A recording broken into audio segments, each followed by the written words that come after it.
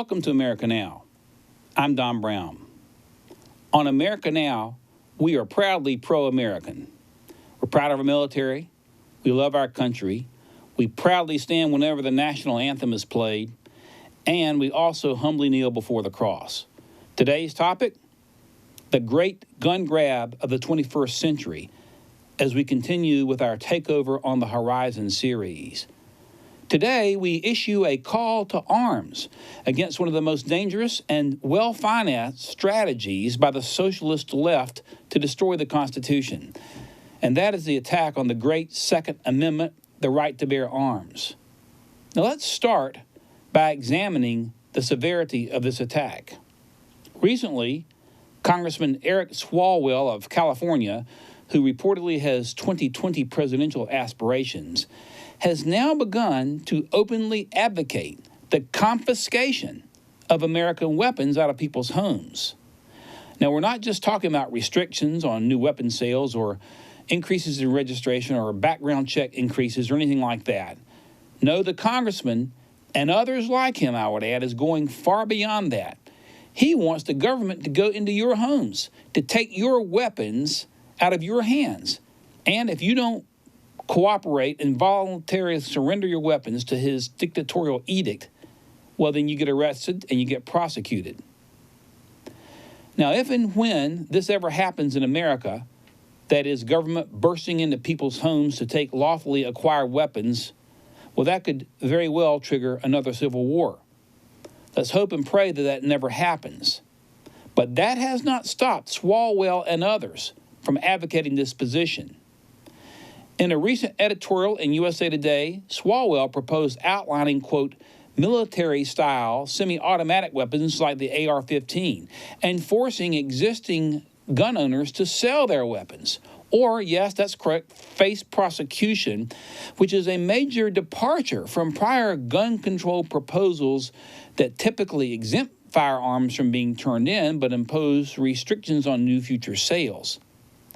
In his USA Today op-ed entitled Ban Assault Weapons, Buy Them Back, and Go After Resistors, Swalwell argued that these earlier proposals to ban assault weapons are inadequate and that we now must, get this, Swalwell says we now must criminally prosecute anyone who defies the buyback order by keeping their weapons. As I say, in the past, Democrats and other gun safety groups have avoided gun control proposals that call for actual confiscation, but have stuck to more modest proposals like increasing universal background checks, et cetera, et cetera, et cetera. But now many are big time for gun confiscation out of your homes. Swalwell addressed these arguments directly, saying he and other Democrats have been too differential to Second Amendment advocates. And imagine that, being too differential to advocates of the Constitution, and that they should follow the lead of teenage survivors of the Parkland shooting who have been more strident. Now, he's talking about the young left-wing social activist David Hogg, who's been going around with a bullhorn and riding bus caravans paid for by somebody, most likely Soros-affiliated groups. And by the way, these school shootings are tragic, so tragic. But then again, so are the thousands of shootings on the streets of Chicago. Let's put it in perspective. In all of 2017 in the United States, there were 44 school shootings in the country. That's way too many, resulting in 25 deaths and 60 injuries. Way too many, 25 deaths and 60 injuries of school kids. But by contrast, in the city of Chicago, in 2017, that's just one city in the United States, 650 people were killed and over 2,000 shot, mostly by handguns. So when you look at the numbers, we have 25 kids killed nationally in 1 year in schools, way too many, versus 650 killed in one city alone. Over 25 times as many people were killed by handguns in Chicago in one city than in school shootings. But the press totally ignores Chicago, run by the Democrat Mayor Rahm Emanuel and with the Democrat apparatus. And why do they do this? Why ignore Chicago despite the fact that it has some of the strictest gun control laws in the country?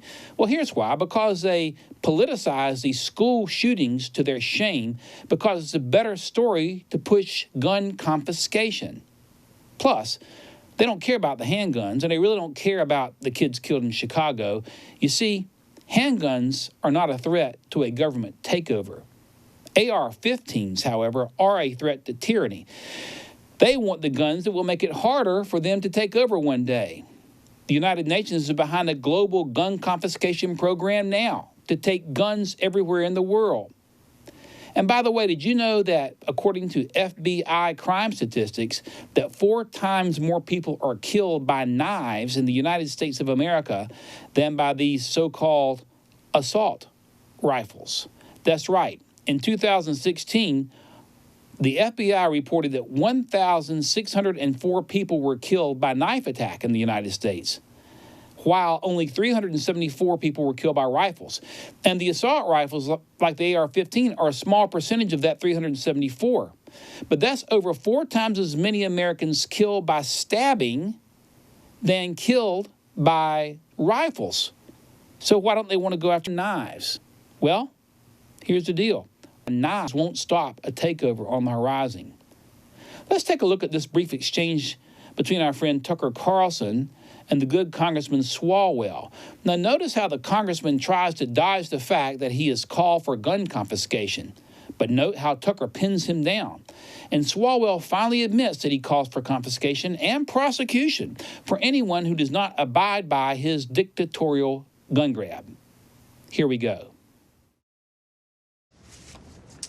We're continuing our extended conversation with Congressman Eric Swalwell, Democrat of California. So you've talked a lot about Russia, but you've also become known for your position on guns, and you're one of the very few Democrats, I think, who's been honest about that. You say that the U.S. government ought to ban a certain species of rifle. You wrote a piece about this. This is not a secret view you have. You wrote it in USA Today, and you say this: we should ban possession of military-style semi-automatic assault weapons. We should buy back such weapons from all who choose to abide by the law, and we should criminally prosecute any who choose to defy it by keeping their weapons. So we should confiscate this entire class of firearms. What do you think would happen if the federal government tried to do that? Well, Tucker, did you read the op-ed? I did. I just quoted from it extensively. Yeah, I'm not calling for a confiscation. What I'm saying is we should invest in a buyback, that we should restrict any weapons that aren't bought back to gun clubs, hunting clubs, shooting ranges, keep them there where it's safe and not on our streets. And if you were caught, just like if you were caught, with drugs or anything else, if they had probable cause to go into your home and you had one of these weapons, yeah, you'd be prosecuted. I've never suggested sending troops out. I'm going to quote an old friend of mine called Eric Swalwell. He's a congressman from California on the Intel Committee. Can you get back on the screen, please? I'm just going to quote once again. And we should buy back those weapons, and I'm quoting, criminally prosecute any who refuse to choose to defy it by keeping their weapons. So you're going to prosecute people who don't give up their weapons. That's gun confiscation. If they're caught with them, yeah. We're not sending troops. They're caught with them. We're not sending troops door to door. So, but what do you think? What do you think would happen? I mean, do you think, because of course the overwhelming majority of those people are law-abiding, have committed no crime, have no plans to commit a crime. You would instantly turn them into felons. Do you think that you would have a civil war? Are you worried about that? Now, note Tucker's question as we left that clip. He asked the congressman, will we have a civil war if the Democrats start grabbing guns? Actually, as I mentioned a moment ago, Tucker is onto something. As Democrats continue to control the Congress and push for gun confiscation against law-abiding American citizens who have never committed a crime, this is a very dangerous proposition which could, if enacted, in fact, lead to bloodbath on the streets and another civil war. Let's get this craziness nipped in the bud now and stand against it.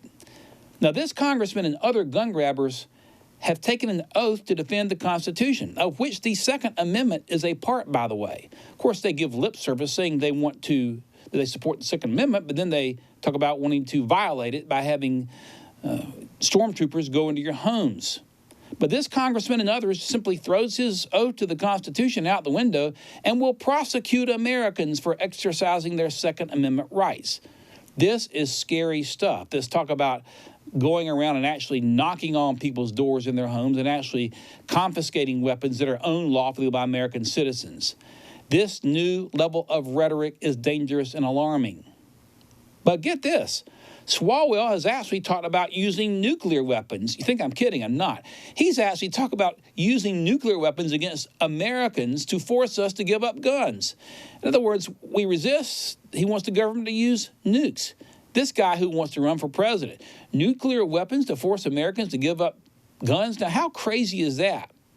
But it's not just Swalwell espousing this crazy talk. More Democrat socialists are jumping onto the gun-grabbing pool. If we are going to be we the people, we got to hold our Congress their feet to the fire.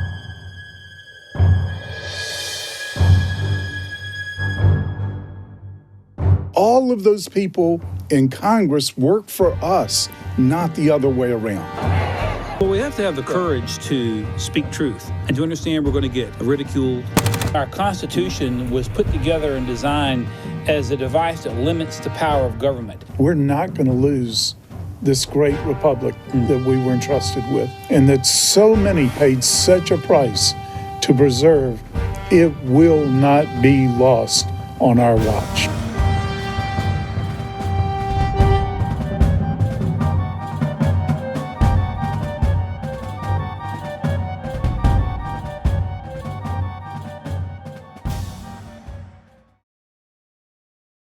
The recently defeated socialist candidate for governor of Georgia, Stacey Abrams, in 2016 co-sponsored a bill that would require Georgia state authorities to take away the so-called assault weapons from Georgia citizens. In other words, go in and just grab guns, just like Swalwell was saying.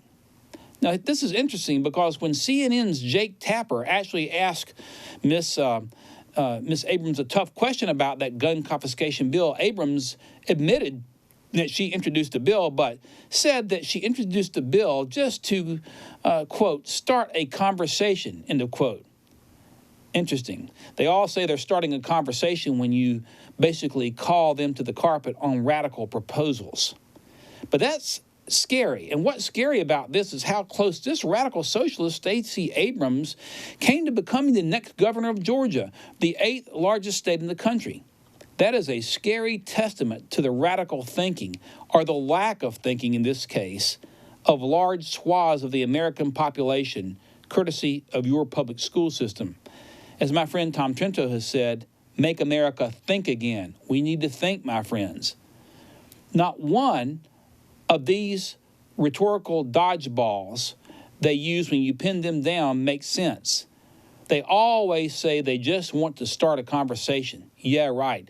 They want to start a conversation, all right, a conversation about imprisoning law-abiding conservative Americans who disobey their dictatorial orders to turn in firearms. But it's not just crazy socialist Democrat lawmakers who are at war with the Second Amendment. It is also left-wing judges. Now, you may or may not know this, but recently retired ultra-liberal Supreme Court Justice John Paul Stevens actually called for repealing the Second Amendment. Given his track record, which I won't fully vet here, that isn't too surprising. But I want to take a moment to dismember both the logical and historical premise of Justice Stevens, of his argument. Like his gun-grabbing allies, Justice Stevens claims essentially, they all say this, that the Second Amendment is a washed-out relic of the 18th century, and it has no modern applicability today. Here's the gist of that false claim, per Justice Stevens, that back in the 18th century, they only had single-lock flint-loading rifles, and they never imagined such terrible weapons like submachine guns or rocket launchers or hand grenades in tanks or gas semi-automatic rifles like the AR-15. From this, they argued that if the founders knew back in the 18th century that the 20th century and the 21st century would bring about such terrible destructive weapons like the modern M4 or the 50 caliber machine gun, which are far more devastating than the flintlock rifle, that the Second Amendment would never have been adopted to begin with. I call this flawed argument the, quote, flintlock rifles argument, whereby the gun control crowd claims that the Second Amendment applied only when weaponry did not exceed the sophistication of a flintlock rifle. But in reality, nothing could be further from the truth from Justice Stevens' arguments and the arguments of others. The most prominent modern example of the founders' genius in including the Second Amendment in the Bill of Rights, goes back about 78 years or so to 1940, which debunks this flintlock rifles argument, and is best exemplified by what happened between Germany and Switzerland during World War II. Now, if we review a map of continental Europe in 1940, we see that with the exception of the Iberian Peninsula, that the Nazi jackboots subjugated all of continental Europe, with one exception, and that was Switzerland. Now, Switzerland, of course, had a militia system, and has had a militia system for over 700 years, under which every Swiss military-age male has carried arms in public or kept military-style weapons in his home at all times. The sophistication and degree of the firepower of those weapons in Swiss homes has evolved over time, from William Tell's famous crossbow when he shot an arrow through the apple on his son's head in 1307, as legend has it, to the more modern-day weapons of war, still possessed by military-age citizens, as will be discussed in a moment. The Swiss militia model, along with the success of ragtag farmers bearing their own arms against the all-powerful British Army in the Revolutionary War, heavily influenced the founders' thinking in 1789 when the Bill of Rights was submitted to include the Second Amendment. Now, fast forwarded back to 1940 to 44, when Germany invaded all of its other neighbors, it never invaded Switzerland. Revisionist gun control historians toss out a number of ridiculous explanations on why Switzerland was never invaded. They say, well, Switzerland had Hitler's money, or Switzerland was neutral, or Switzerland was a banking center that financed both sides of the war, you name it, and fake history spouts it, all to avoid the real truth of the Nazi stand down against the Swiss. The truth is this: Hitler hated the Swiss and wanted to invade them. He called the Swiss a pimple on the face of Europe.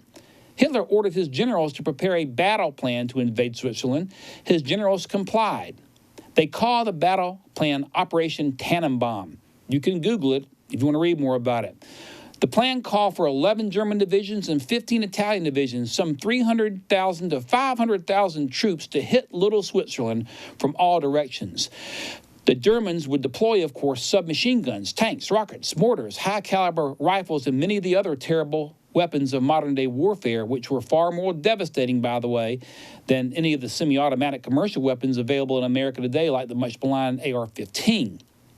In their homes, the Swiss possessed weapons that were far more lethal than the single-shot flintlock weapons of the 18th century. Swiss weapons in the hands of the people actually matched Nazi weapons in the hands of the Germans. Now, knowing that Poland, Denmark, Normandy, the Netherlands, Belgium, Luxembourg, and France had all fallen, the Swiss braced for the inevitable.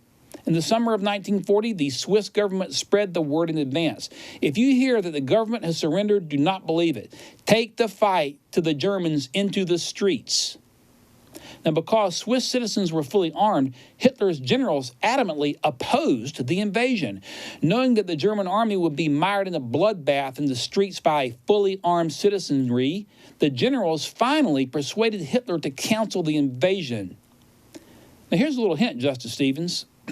If the Swiss firearms, the ones in the citizens' homes, had not grown in sophistication, had they been stuck with 18th century flintlock rifles, the type used by George Washington in the American Revolutionary War, the Swiss would have never deterred that Nazi invasion.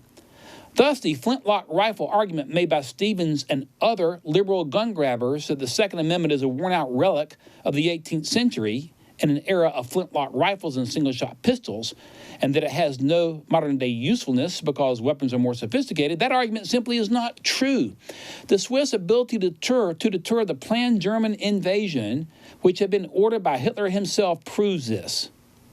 Two prominent examples led the founders to adopt the Second Amendment. One was the Swiss model, and the Swiss citizenry, who had weapons going back for 500 years. They were armed to the teeth before the American Revolution, had never been conquered. And the second example was American farmers, armed with their own rifles and pitchforks, who used those weapons to defeat the British, which at the time was the most powerful army in the world. Now, swamped by the foolish emotional hoopla about banning guns as if a gun has a brain and can make a calculated decision on its own to go shoot somebody, the wisdom and purposes behind the Second Amendment gets lost in the propaganda-driven fake news fray. Let's step back from some of the rhetorical malarkey and refocus for a moment. The First and most important purpose of the right to bear arms in the Second Amendment was to deter and defeat foreign armies marching on American soil. The founders saw what gun ownership did to the British Army in the American Revolution. 164 years later, the Swiss model, on which the American system was partially built, deterred an invasion from the most vicious army in the world at the time, the Nazis. And make no mistake, had the Germans or Japanese been foolish enough to try and invade the United States, there would have been heck to pay that would have made invading Switzerland like a picnic in the park. That will be true for any foreign army trying to invade the United States even today, as long as the Second Amendment stands. The second purpose behind the Second Amendment is to deter domestic tyranny. Tyrants realize that disarming a population is the ultimate step to total control. Now remember our history. Hitler, Chairman Mao, Stalin, Pol Pot, Idi Amin all advocated gun confiscation and/or heavy control over weapons in the hands of civilians. Weapons that were allowed could never match the firepower of the government. Then Germany, China, the Soviet Union, Cambodia, Uganda, and also Turkey, after gun confiscations, committed mass genocide in the 20th century. A gun control advocating friend of mine once said, well, I've never seen a tyrant like that rise up in the U.S., as if the right to bear arms isn't necessary because we've never had a tyrant like Mao or Pol Pot. Of course, what my buddy is missing, he's blind to the obvious truth before his own nose. The arms in the hands of the people is the principal reason that no murdering tyrant has yet arisen here. Now, the third purpose of the Second Amendment is self-defense. The founders realized an important truth that remains today. The government very often cannot or will not provide protection in a life or death situation. Usually when we call the cops, they get there in time to mop up the blood, unfortunately. Justice Stevens, in his argument, claims the Second Amendment was based upon the founders' concerns that a militia might be needed to check a domestic standing army. That's true, but it's only partially true. First and foremost, the founders were concerned about checking the invasion of a foreign army, which is exactly what the Swiss militia accomplished some 70 years ago.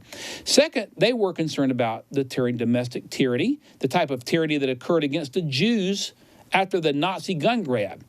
Third, they were concerned about checking a domestic standing army that might go for a power grab. Stevens was right about that. He just didn't tell the whole story. And fourth, they were concerned about self-defense, the people being able to protect themselves against criminals. So just as Justice Stevens has not given the full history surrounding the Second Amendment's right to bear arms, he's attempted to mislead the people, but we must know the facts.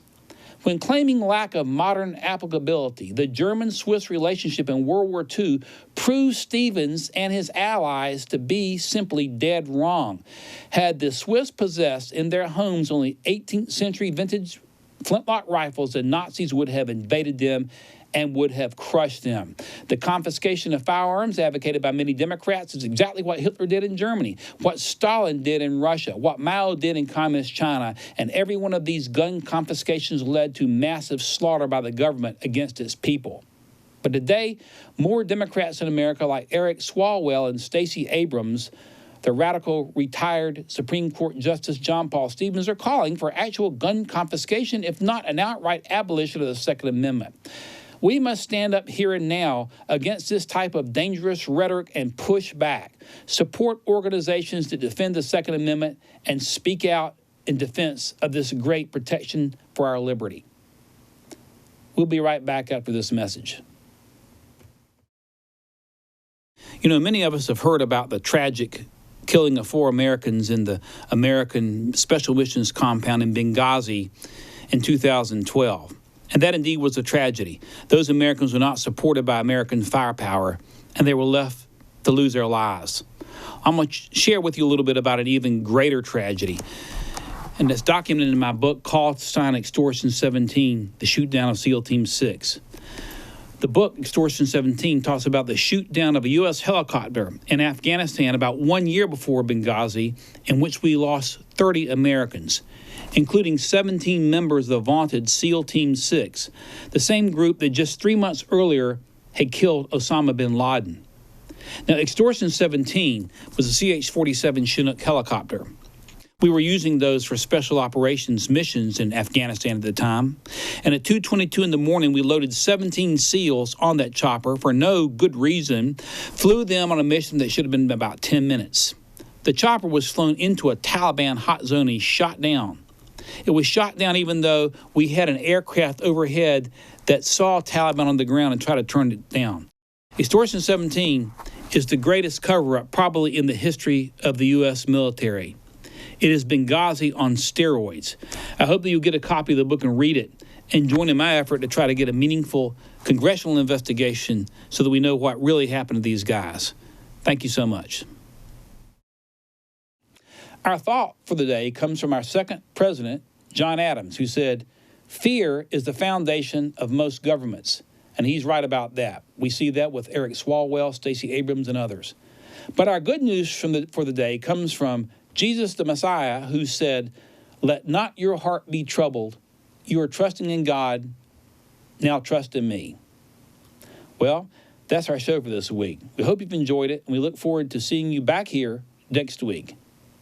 Until then, remember, America first, America always. God bless America.